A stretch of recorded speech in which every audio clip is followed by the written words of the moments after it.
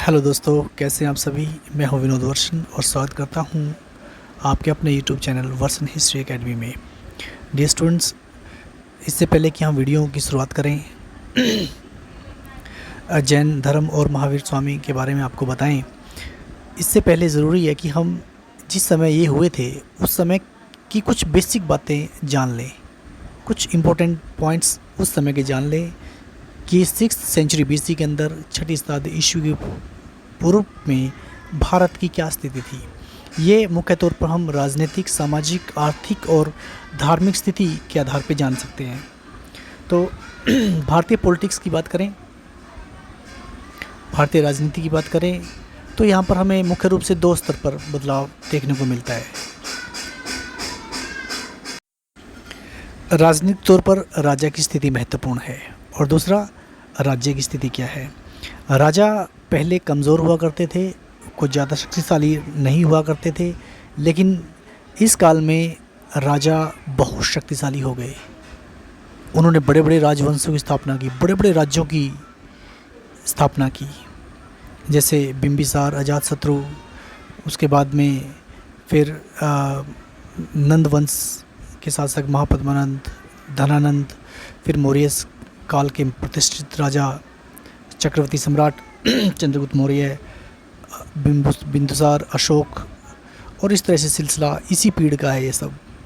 और मगध जैसे शक्तिशाली साम्राज्य इसमें उदय हुए। छोटे छोटे कमज़ोर राज्य थे पहले और फिर बाद में महाजनपद बन गए। मगध उनमें सबसे शक्तिशाली था, जिसने समस्त उत्तरी भारत के जनपदों पर अधिकार कर गए एक एकीकृत मौर्य राजवंश की स्थापना करने का प्रयास किया और उसमें वो सफल हुआ। इसी तरह यदि हम आर्थिक स्थिति की बात करें तो यहाँ पर भी बड़ा बदलाव आता है। व्यापार और कृषि आज भी लोगों की आय का प्रमुख साधन बना रहा। लोग छोटे उद्योग धंधे, कुटीर उद्योग और अपने रोज़मर्रा के काम अपने छोटे मोटे कार्य करके निकाल लिया करते थे। इन धंधों के साथ साथ वस्तु विनिमय ही लोगों के आदान प्रदान का प्रमुख स्रोत बना रहा, प्रमुख आधार बना रहा। वस्तु विनिमय का मतलब है कि गुड्स एक्सचेंज। लोग उस समय भी वस्तुओं के माध्यम से अपने पर्सनल लेन देन के कार्यों को सफल बनाते थे, उनका प्रयोग किया करते थे।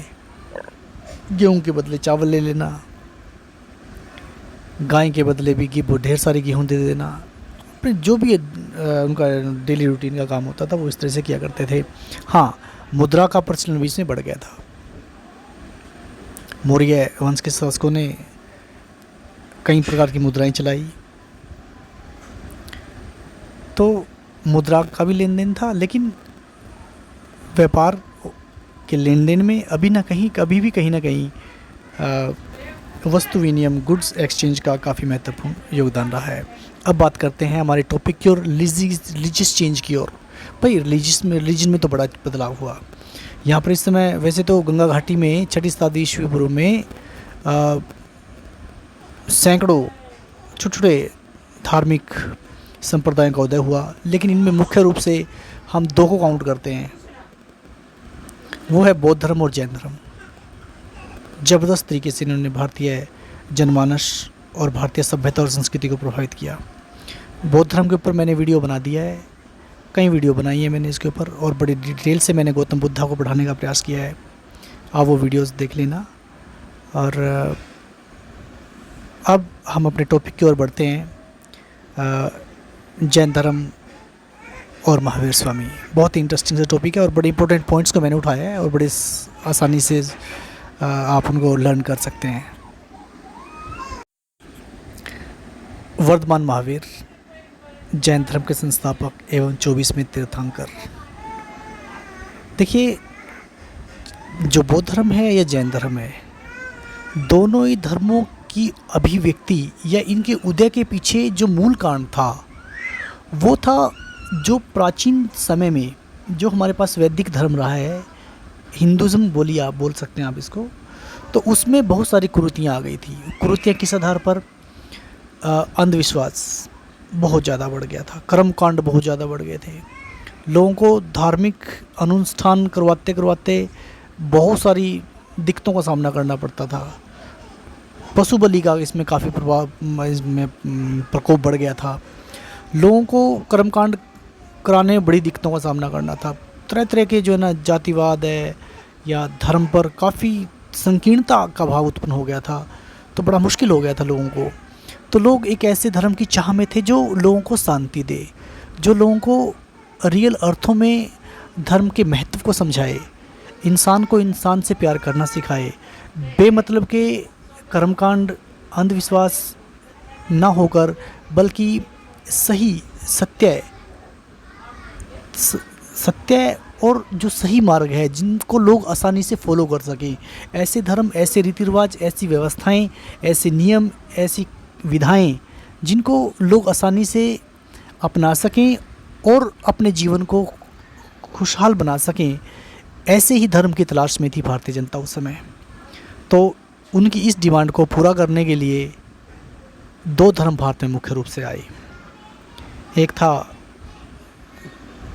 बौद्ध धर्म और दूसरा था जैन धर्म। इनमें बौद्ध धर्म के ऊपर मैं जैसे कि बता चुका हूँ कि पहले ही वीडियो बना चुका हूँ। आइए अब हम जैन धर्म को पढ़ने का प्रयास करते हैं और इसके इम्पोर्टेंट टॉपिक्स को देख लेते हैं। देखिए, वर्धमान महावीर, इनका जन्म 540 ईस्वी पूर्व में हुआ और 468 ईस्वी पूर्व में इनकी मृत्यु हो गई। देखिए, ईस्वी पूर्व क्या है ये मैं आपको बाद में समझाऊंगा कि एक टाइमिंग होती है, टाइमलाइन है भारतीय इतिहास को शो करने की, यानी कि ईसा से पहले की बातें हैं सारी, ईसा से पहले की बातें। ईसा 1 शताब्दी से पहले जो है ना, पहले है कोई तो वो ईसा पूर्व है, और जो बाद में है वो ईस्वी में कन्वर्ट हो जाता है। तो जैन धर्म के संस्थापक महावीर स्वामी थे और वे 24वें तीर्थंकर थे, यानी कि 24वें तीर्थंकर हैं तो इसका मतलब है 23 तीर्थंकर और थे। तो पहले थे ऋषभदेव और 23वें थे पार्श्वनाथ और 24वें थे स्वामी महावीर या वर्धमान महावीर। तो चलिए साथियों, अब टॉपिक की तरफ बढ़ते हैं। 6ठी शताब्दी ईस्वी पूर्व राजनीतिक, सामाजिक, आर्थिक एवं धार्मिक बदलाव का समय था। जी हाँ, ये वही बातें हैं जो मैंने आपको वीडियो की स्टार्टिंग में ही बताया था कि राजनीतिक बदलाव हुआ, सामाजिक बदलाव हुआ, आर्थिक बदलाव हुआ और फिर धार्मिक बदलाव अब आपके सामने है जो मैं आपके साथ डिस्कस करने जा रहा हूँ। 6ठी शताब्दी ईसा पूर्व में विश्व के अनेक भागों में धार्मिक एवं बौद्धिक विचारधाराओं का जन्म हुआ। जैसे चीन में कन्फ्यूशियस, यूनान में पाइथागोरस व ईरान में जरथुस्ट्र आदि थे। समझ रहे हैं ये सब क्या है? ये है धार्मिक बौद्धिक विचारधाराएं। भारत में यहाँ पर जैन धर्म और बौद्ध धर्म है और इसी तरह विश्व के अन्य भागों में भी लोगों को चेतना जागृति करने के लिए तार्किक विचारधारा का जन्म हुआ। तो ये यहाँ पर बदलाव हुआ। भारतवर्ष में इस समय मध्य गंगा घाटी में अनेक धार्मिक संप्रदायों का उदय हुआ, किंतु इन सभी धार्मिक संप्रदायों में जैन धर्म एवं बौद्ध धर्म को प्रमुखता प्राप्त हुई। आइए आज हम जैन धर्म को समझने का प्रयास करते हैं। स्वामी महावीर,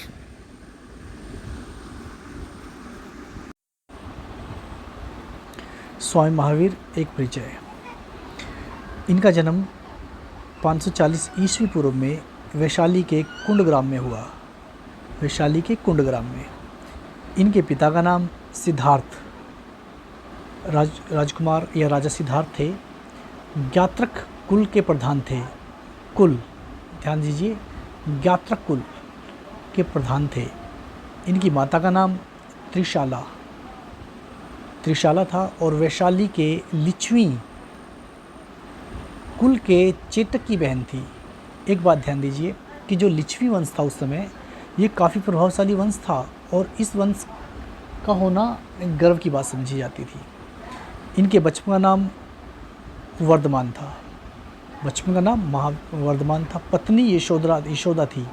पत्नी का नाम भाई यशोदा था। पुत्री प्रियदर्शना थी या इसको अणुजा भी कहा जाता है।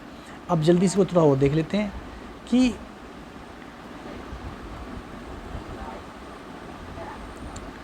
जन्म 540 ईस्वी पूर्व कुंडग्राम में हुआ। पिता का नाम सिद्धार्थ ज्ञात्रक कुल के प्रधान थे। माता त्रिशाला थी। वैशाली के लिच्छवी कुल के चेटक की बहन थी और बचपन का नाम वर्धमान महावीर था। पत्नी यशोदा और पुत्री प्रियदर्शना या अनुजा थी। माता पिता की मृत्यु के बाद अपने बड़े भाई नंदीवर्धन, भाई का क्या नाम था? नंदीवर्धन। नंदीवर्धन की आज्ञा से 30 वर्ष की आयु में, घर कब छोड़ा इन्होंने? 23 वर्ष की आयु में इन्होंने घर का त्याग कर दिया। सतवन में अशोक वृक्ष के नीचे, कहाँ पर? सतवन में अशोक वृक्ष के नीचे महावीर भिक्षु बन गए।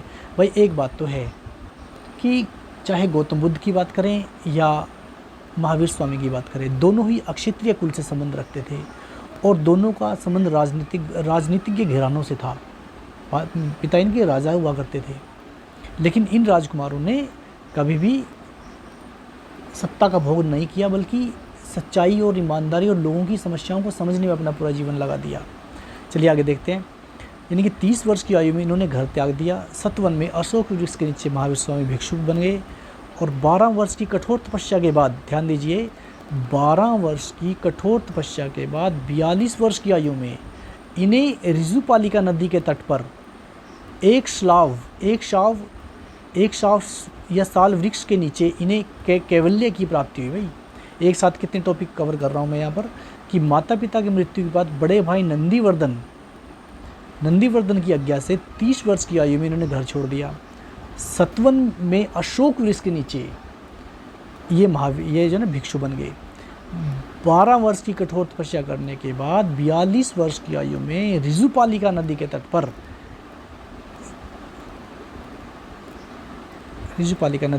पर एक शाव वृक्ष के नीचे इन्हें कैवल्य की प्राप्ति हुई। अब ये कैवल्य क्या होता है, बता सकते हैं आप? कैवल्य क्या होता है? कैवल्य होता है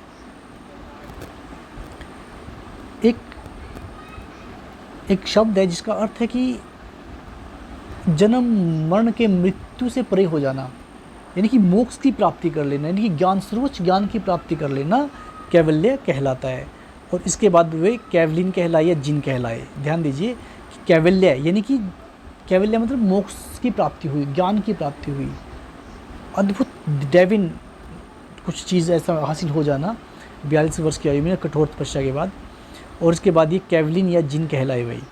72 वर्ष की आयु में, 72 वर्ष जब इनकी डेथ हुई तो टाइम पीरियड क्या था? 468 BC में पावापुरी में स्वर्णवालुका नदी के किनारे इनकी मृत्यु हुई। एक साथ बहुत सारी बातें इसमें शामिल है। 72 वर्ष की आयु में 668 ईस्वी पूर्व में पावापुरी में स्वर्णवालुका नदी के किनारे पर इनकी मृत्यु हुई। जैन धर्म के बारे में अब आगे हम बात करेंगे, चर्चा करेंगे कि क्या किस तरह से आगे काम चलता है। ये जैन धर्म के हम प्रमुख सिद्धांत देख लेते हैं। जैन धर्म के प्रमुख सिद्धांत को स्टडी कर लेते हैं कि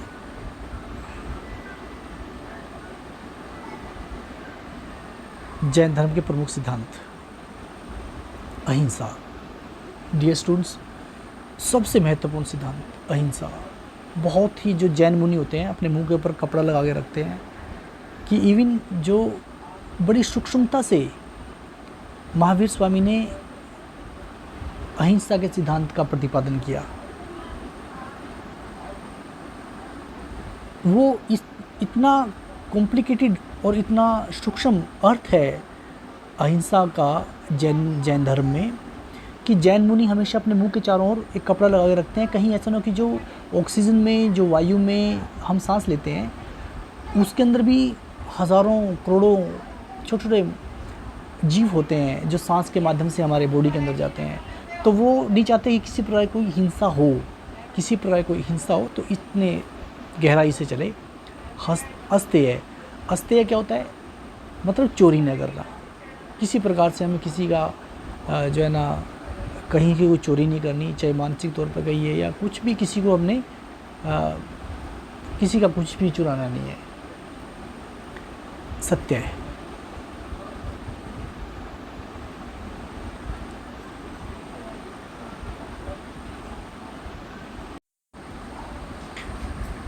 अब अपरिग्रही का मतलब है कि किसी वस्तु में रुचि न रखना, आसक्ति न होना, किसी वस्तु के प्रति या हमारे कुछ ज़्यादा उसके प्रति झुकाव ना हो। जैसे हमारे शारीरिक इंद्रियाएं हैं, चाहे हमारी जीवा है या हमारे सेक्सुअल ऑर्गन्स हैं या कुछ और चीज़ें हैं, उनके प्रति ऐसा ना कि हम अपनी सोच के, अपनी इच्छाओं के गुलाम हो जाएं। तो अपरिग्रही सिद्धांत ये कहलाता है कि अपनी इच्छा से हम इच्छा के गुलाम ना हो, हम अपने कार्य और सोच में स्वतंत्र हों। ठीक है। और अगला है 5वां ब्रह्मचर्य। यह सिद्धांत स्वामी महावीर ने जोड़ा। 4 सिद्धांत पूर्वत के जैन ऋषियों ने दिए और 5वां सिद्धांत ब्रह्मचर्य इसके अंदर स्वामी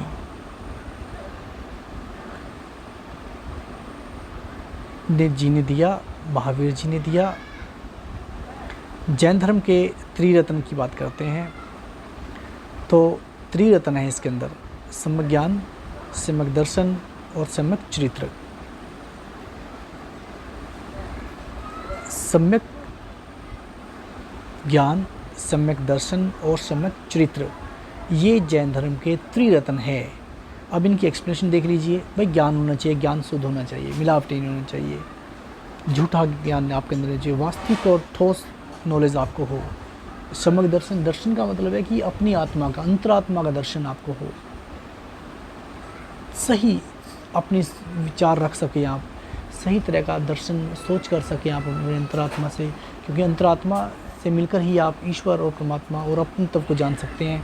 और जिसने अपने तत्व जान लिया, जिसने अपने अंतर की आत्मा को स्टडी कर लिया, तो उसको फिर दुनिया को स्टडी करने में कोई ज़्यादा समय नहीं लगता। सम्यक चरित्र यानी कि आपका चरित्र अच्छा होना चाहिए, आप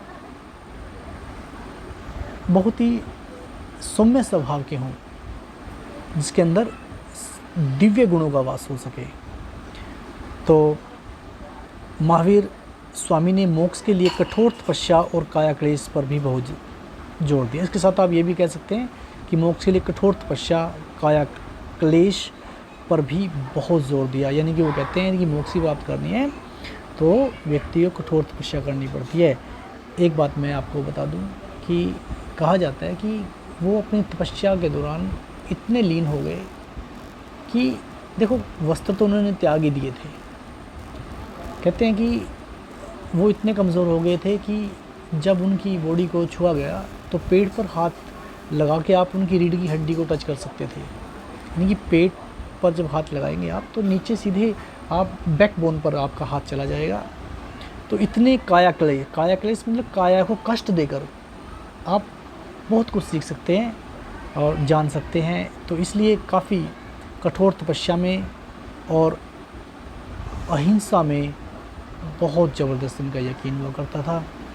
और बहुत सारे और भी इनके सिद्धांत और कार्य हैं जैन धर्म के, जो हम आने वाली वीडियो में डिस्कस करने का प्रयास करेंगे। उम्मीद है कि एक छोटी सी इन्फॉर्मेशन आपके लिए काफ़ी अच्छी रही होगी और आप पॉज करके इन सारे पॉइंट्स को पहले स्टडी कर लो, इनको याद कर लो। एक सीधी सारे पॉइंट, सारा टॉपिक जैसा हो जाएगा, वीडियो लंबी हो जाएगी तो ये बोरिंग बन जाएगी आपके लिए। तो इन सारे टॉपिक्स को प्लीज़ आप देखिएगा और याद कीजिएगा। बहुत ही अच्छे पॉइंट्स मैं आपके लिए लेके आया था, तो आप इनको बिल्कुल अंडरलाइन करके देख सकते हैं, टॉपिक्स को क्लियर कर सकते हैं आप। तो उम्मीद है ये वीडियो आपको अच्छी लगी होगी। तो यदि वीडियो अच्छी लगी तो प्लीज़ चैनल को सब्सक्राइब कीजिएगा। मिलते हैं नेक्स्ट वीडियो में। Thank you very much.